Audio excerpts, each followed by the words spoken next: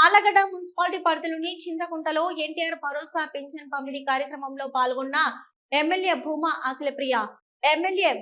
అఖిలప్రియ మాట్లాడుతూ ఇచ్చిన మాట ప్రకారం చంద్రబాబు నాయుడు గారు పింఛన్ పెంచడమే కాకుండా 1వ తారీఖు ఆదివారం కావడంతో ఒకరోజు ముందుగానే 31వ తేదీన పింఛన్ పంపిణీ చేసి శభాష్ అనిపించుకున్న నాయకుడు ఎవరైనా ఉన్నారంటే అది మన సీఎం చంద్రబాబు నాయుడు.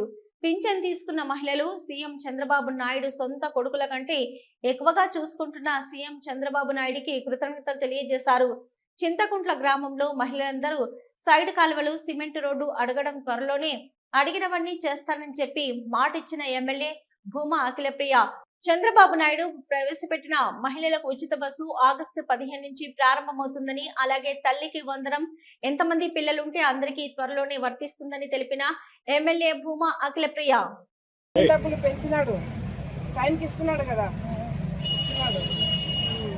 డబ్బులు పెంచినాడు, టైంకి ఇస్తున్నాడు కదా, ఇస్తున్నాడు 4000. జై భూమా, జై భూమా, అఖిలమ్మ నాయకత్వం, అఖిలమ్మ నాయకత్వం. కొడుకులు ఎవరు లేరు, కొడుకులు పెట్టట్లా, చంద్రబాబు నాయుడు పెడుతున్నాడు.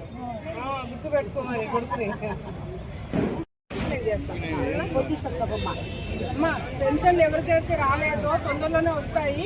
ఆ కాగితాలన్నీ తీసుకొని మీ కమిషన్ ఆఫీస్ లో ఇచ్చేయండి.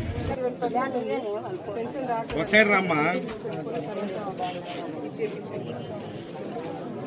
పెన్షన్ 1వ తారీఖు ముందుగానే పెన్షన్ ఇస్తున్నాము. సదరం చేసుకోవచ్చు కానీ కొత్త వచ్చినప్పుడు చెప్పండి. మీరు సదరన్ క్యాంప్ కి మళ్ళీ ఒకసారి వెళ్ళండి. బాబు పర్సంటేజ్ ఎక్కువ పెట్టించుకొని 15,000 పెట్టిస్తాము. సరే, ఇప్పుడు 6,000 వస్తుంది కదా, బాబు పరిస్థితి ఇట్లుందని చెప్పి మళ్ళీ ఒకసారి అప్లై చేసుకుంటే వచ్చేదాన్ని బట్టి 15,000 వస్తుంది. సరేనా, చెప్పండి.